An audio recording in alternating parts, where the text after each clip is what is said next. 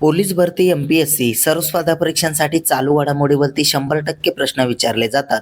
हेच प्रश्न अतिशय कमी वेळात मी तुम्हाला रोज देत असतो. असेच प्रश्न रोज पाहण्यासाठी आपल्या चॅनलला सबस्क्राईब करा आणि व्हिडिओला लाईक करा. तर चला वेळ न घालवता आजचा पहिला प्रश्न पाहूया. भारताने ऑपरेशन सागर बंधू कोणत्या देशात सुरू केला? तर त्याचं उत्तर आहे श्रीलंकामध्ये. प्रश्न 2, NUDGE उपक्रम कोणी सुरू केला? तर त्याचं उत्तर आहे केंद्रीय प्रत्यक्ष कर मंडळ यांनी. प्रश्न 3, आशिया पॉवर इंडेक्स 2025 मध्ये भारताने कोणता क्रमांक मिळवला? तर त्याचं उत्तर आहे 3रा क्रमांक. प्रश्न 4 पाहूया. महात्मा ज्योतिबा फुले यांची 135वी पुण्यतिथी कधी साजरी करण्यात आली? तर त्याचं उत्तर आहे 28 नोव्हेंबरला.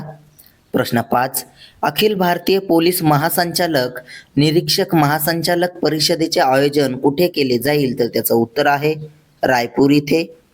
प्रश्न 6, पंतप्रधान नरेंद्र मोदी यांनी भगवान रामाच्या 77 फूट उंच कांस्य पुतळ्याचे अनावरण कुठे केले? तर त्याचं उत्तर आहे गोवा राज्यामध्ये. प्रश्न 7 पाहूया. अतिशय महत्त्वाचा प्रश्न आहे, त्यामुळे नोट डाऊन करा.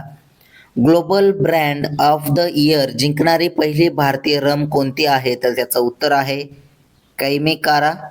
प्रश्न 8, आंध्र प्रदेश सरकारने कोणत्या नवीन जिल्ह्याच्या निर्मितीला मान्यता दिली? तर त्याचं उत्तर आहे पोलावरम, मदनापल्ली, मार्कापुरम या 3 जिल्ह्यांच्या निर्मितीला मान्यता दिली आहे.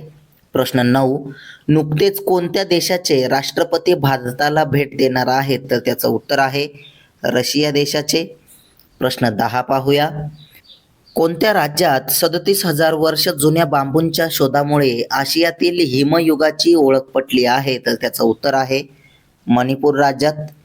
प्रश्न 11, जगातील सर्वात जास्त लोकसंख्या असलेले शहर कोणते बनले? तर त्याचं उत्तर आहे जकार्ता शहर. प्रश्न 12, ग्रामीण बौद्ध वारशाच्या संवर्धनावरील आंतरराष्ट्रीय परिषदेचे आयोजन कोण करत आहे?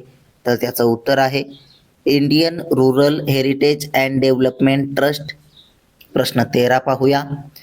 महिला प्रीमियर लीग WPL लिलावाच्या इतिहासात 2ऱ्या क्रमांकाची सर्वात महागडी भारतीय खेळाडू कोण बनली? तर त्याचं उत्तर आहे दीप्ती शर्मा. प्रश्न 14, भारताने कोणत्या देशासोबत MH-16R नौदल हेलिकॉप्टर समर्थनासाठी 7,955 कोटींचा करार केला आहे? तर त्याचं उत्तर आहे अमेरिकेसोबत. प्रश्न 15, नुकत्याच आलेल्या चक्रीवादळाला डेटवाह असे नाव कोणी दिले? तर त्याचं उत्तर आहे यमनने. प्रश्न 16 पाहूया. रेड प्लॅनेट डे किती काळ साजरा केला जात आहे? तर त्याचं उत्तर आहे 28 नोव्हेंबर पर्यंत.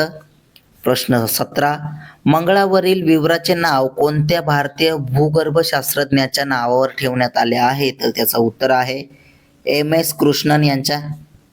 प्रश्न 18 पाहूया.